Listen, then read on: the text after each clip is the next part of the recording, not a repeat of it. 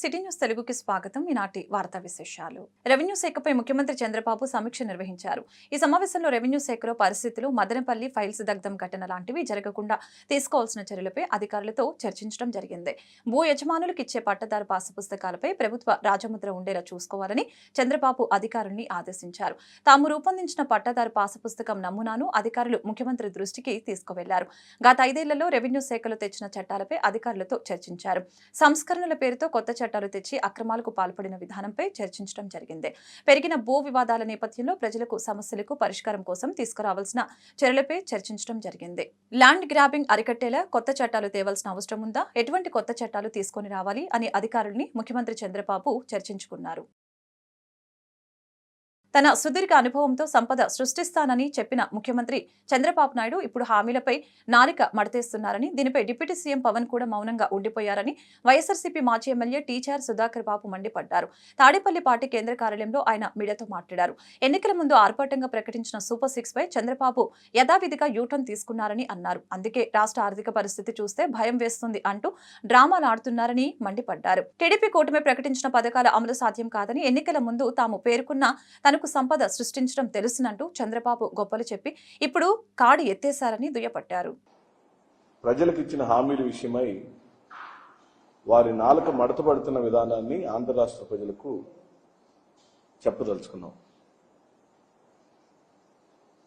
ఎందుకు మడతపడుతుంది నారా చంద్రబాబు నాయుడు గారి నాలుక అంటే, ఇది మొదటిసారా లేకపోతే గతంలో కూడా ఇలాగే జరిగిందా అని మనం పరిశీలిస్తే, అమ్మ బాబోయ్ బాబు గారని,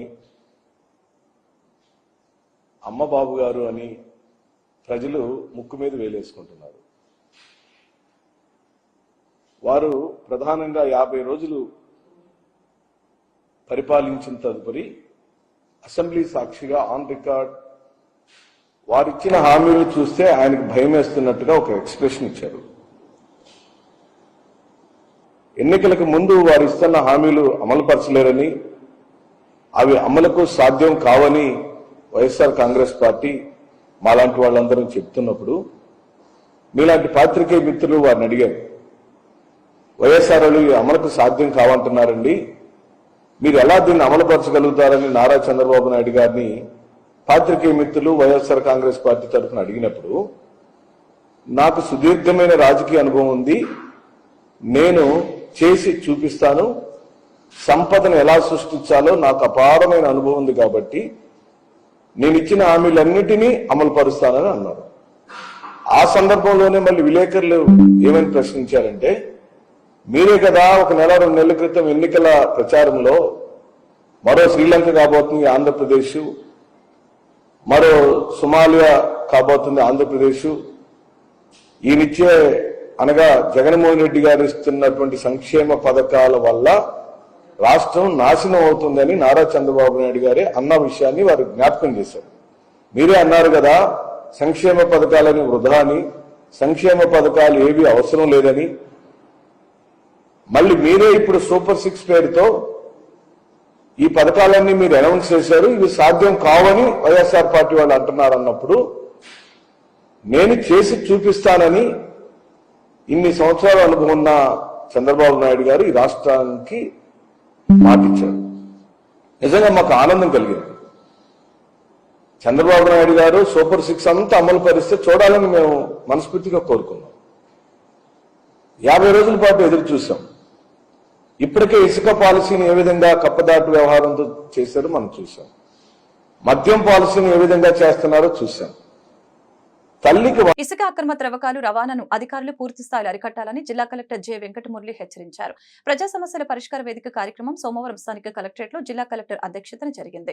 ఆన్లైన్ ద్వారా మండల స్థాయి అధికారులతో ఆయన సమీక్ష నిర్వహించడం జరిగింది.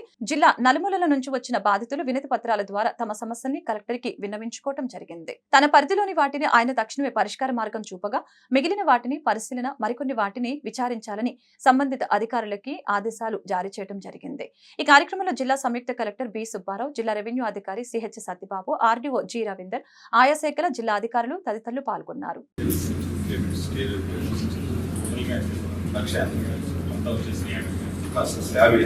V6 చేస్తే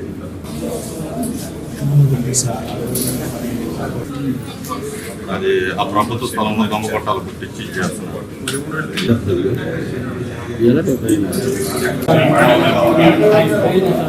అంటే ఇప్పుడు ఇప్పిస్తామండి అంటే ఆవిడ వెళ్ళిపోయి ట్రాన్స్ఫర్మేషన్ వాయిదా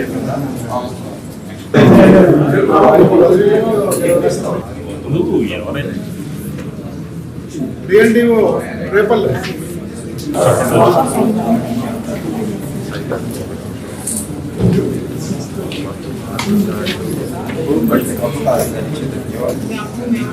అక్కడ లేకపోతే ఆ ప్లేస్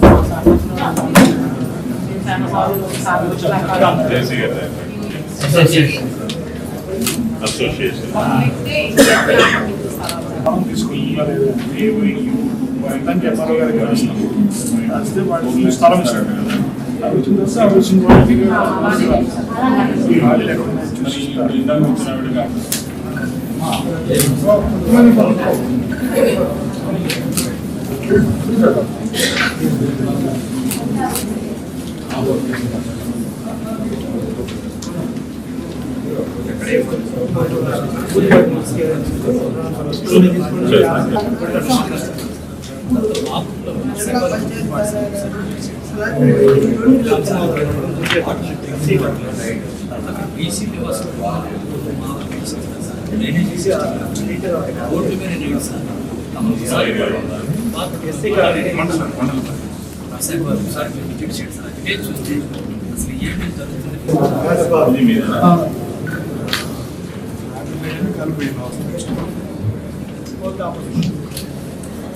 స్థలానికి డాక్యుమెంట్ ఉన్నాయి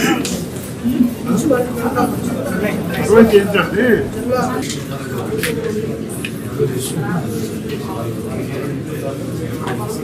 బాపట్ల జిల్లా చీరాల గడియార స్తంభం సెంటర్లో ఆంధ్రరత్న దుగ్గిరాల గోపాలకృష్ణ వ్యాపార దుకాణాల్లో కొబ్బరి బొండాల వ్యాపారి బడుగు విమలాకర్ రహదారికి అడ్డంగా ఉన్నారని ఎస్ఐ దుకాణం తొలగించమని ఆదేశాలు ఇవ్వడంతో అతను ఆవేదన వ్యక్తం చేశారు. ఈ సందర్భంగా ఆయన మాట్లాడారు. మున్సిపాలిటీ నుంచి నేను చట్టబద్ధంగా అన్ని అనుమతులు తీసుకుని వ్యాపారం చేసుకుంటున్నానని తెలిపారు.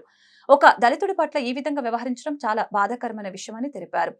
బ్రతుకు తెరువు కోసం చినిగిపోయిన దుస్తులు ధరించి భార్యా బిడ్డల్ని బ్రతికించుకుంటున్నానని తెలిపారు. నన్ను ఇబ్బంది పెడితే న్యాయ పోరాటానికి సిద్ధంగా ఉన్నానని, అంతేకాకుండా అవసరమైతే నిరాహార దీక్షకు కూడా సిద్ధంగా ఉన్నానని తెలిపారు.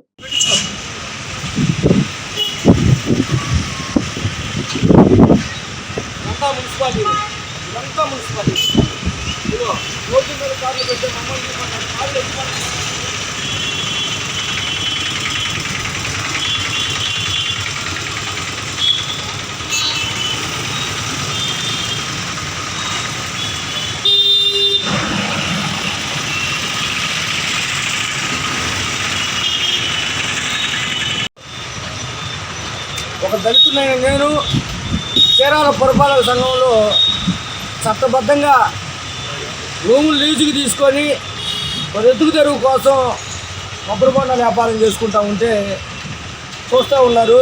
ఇది మున్సిపాలిటీ ప్లేస్, ఇది మున్సిపాలిటీ కాంప్లెక్స్. ఈ మున్సిపాలిటీ కాంప్లెక్స్లో నేను అక్రమంగానో, అన్యాయంగానో, దౌర్జన్యంగానో, దోపిడీగానో నేను ఇక్కడ ఉంటున్నా. ప్రతి నెల 15,000 పైచిలకు జిఎస్టీ, సిజిఎస్టీ కట్టి నేను వ్యాపారం చేసుకుంటున్నా.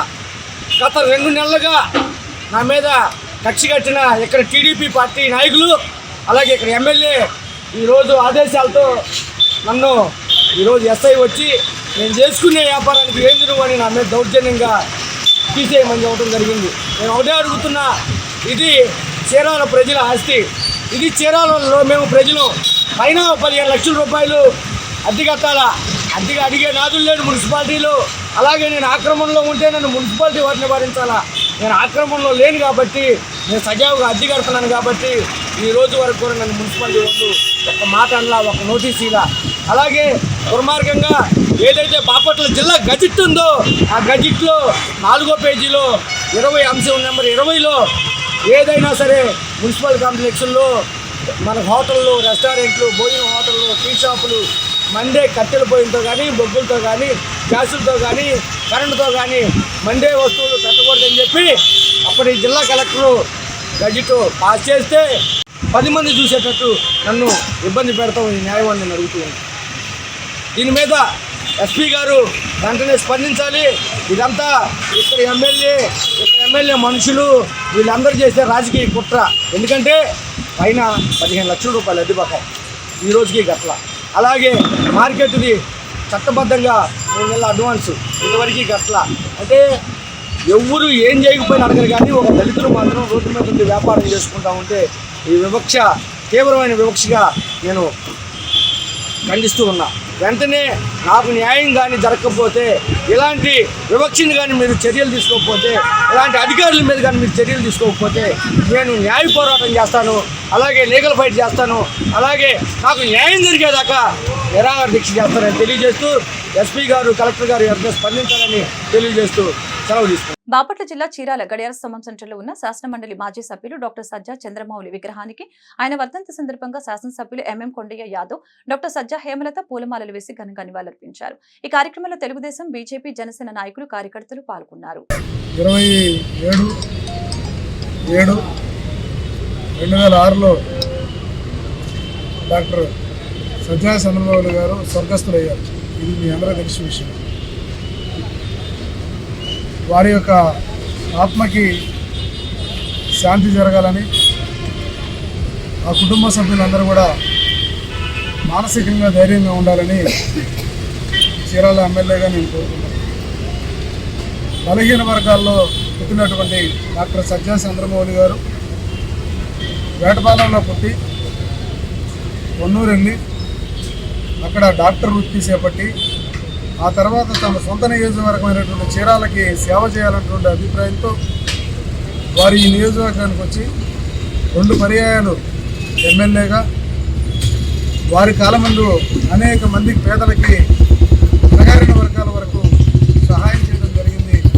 ఈరోజు వారిని యావత్ తెలుగుదేశం పార్టీ, జనసేన, బీజేపీ పార్టీలు వారి యొక్క మరణాన్ని గుర్తు చేసుకుని సజ్జా చంద్రమౌళి గారి వర్ధంతి సందర్భంగా ఈరోజు ఇక్కడికి విచ్చేసిన ముఖ్య అతిథిగా విచ్చేసిన గౌరవనీయులు మన ఎమ్మెల్యే గారు ఎంఎం కొండయ్య గారు, అదేవిధంగా ఇక్కడికి వచ్చినటువంటి జనార్దన్ గారు, వీరందరికీ కూడా పేరు పేరున హృదయపూర్వక ధన్యవాదాలు తెలియజేస్తున్నాను. డాక్టర్ సజ్జా చంద్రమౌళి గారు ఆయన జీవితం అంతా కూడా ప్రజలతో మమేకమవుతా గడిపింది. పూర్వార్థం అంతా కూడా ఒక వైద్యుడిగా ఎప్పుడు కూడా ప్రజలకి చాలా సన్నిహితంగా ఉంటూ ఆయన కోసం ఎలా అంటే ఆయనే ట్రీట్ చేయాలి అనే ఉద్దేశంతో కొంతమంది ఆయన ఎక్కడికైనా బయటికి అలా వెళ్ళిన రోజు కూడా ఆగిపోయేవారు. ఆగిపోయి ఆయన వచ్చిన తర్వాత మళ్ళీ ఆయన దగ్గరే ట్రీట్మెంట్ తీసుకుందామనే ఉద్దేశంతో అట్లా ఉండేవాళ్ళు. 3 జిల్లాల నుంచి కూడా ఆయనకి డాక్టర్గా ఉన్నప్పుడు ప్రకాశం జిల్లా, చీరాల, ఒంగోలు మొత్తం అప్పుడు ప్రకాశం జిల్లా అనేవాళ్ళు, తర్వాత కృష్ణా జిల్లా, గుంటూరు జిల్లా, ఈ 3 జిల్లాల నుంచి కూడా బాగా పేషెంట్లు వచ్చేవాళ్ళు. చీరాల నుంచి అయితే అప్పట్లో ఇక్కడ చాలామంది డాక్టర్లు ఉన్నా కూడా ఒక ట్రైన్ ఉండేది, పాసింజర్ ట్రైన్. అది బందలపల్లి, జాండ్రపేట దగ్గర నుంచి పేషెంట్లు ఎక్కుతారు, పొన్నూరులో ఆగేది. కరెక్ట్గా 10 గంటలకు ఏదో పొన్నూరు వచ్చేది. ఆ టైంకి ఆయన దగ్గర పరీక్ష చేయించుకొని అన్ని మందులన్నీ తీసుకొని కార్మికులకి అండగా నిలిచిన మన డాక్టర్ సజ్జా చంద్రమౌళి గారు ఈరోజు వర్ధంతి సందర్భాన మన చీరాల తెలుగుదేశం పార్టీ శాసనసభ్యులైన ఎంఎం కొండయ్య గారు మరియు తెలుగుదేశం పార్టీ కార్యకర్తలు, నాయకులు ఈరోజు ఈ గిరాస్తంభం సెంటర్లో ఉన్న సజ్జా చంద్రమౌళి గారి విగ్రహానికి పూలమాలలు వేసి నివాళులర్పించారు.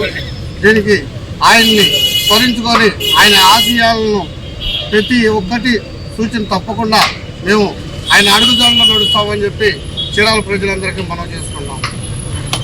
రెడ్ బుక్ రాజ్యాంగాన్ని చట్టం చేస్తే రాష్ట్ర పరిస్థితి ఏమవుతుందని వేమూరు నియోజకవర్గ వైసీపీ ఇన్ఛార్జి వరికోట అశోక్ బాబు ప్రశ్నించారు. బాపట్ల జిల్లా వేమూరు నియోజకవర్గం అమృతలూరు మండల పరిధిలోని కూచిపూడి వైసీపీ కార్యాలయంలో ఏర్పాటు చేసిన విలేకరుల సమావేశంలో ఆయన మాట్లాడారు.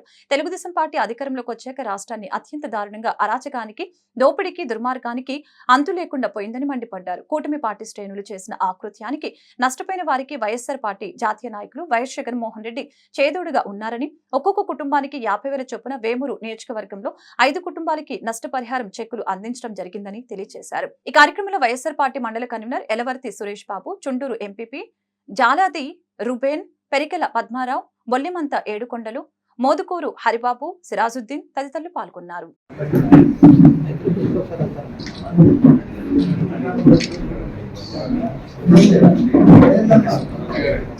ఒకసారి వీడియో తీసుకుంటాం. ఒకసారి పట్టుకోండి సార్.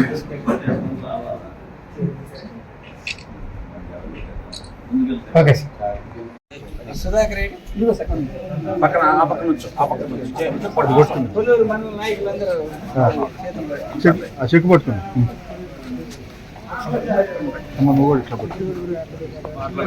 అందరూ వచ్చేటట్లుగా మళ్ళీ ఇంతవరకే కాబట్టి నాయకులు కూడా రావాలి. అందరూ వచ్చేది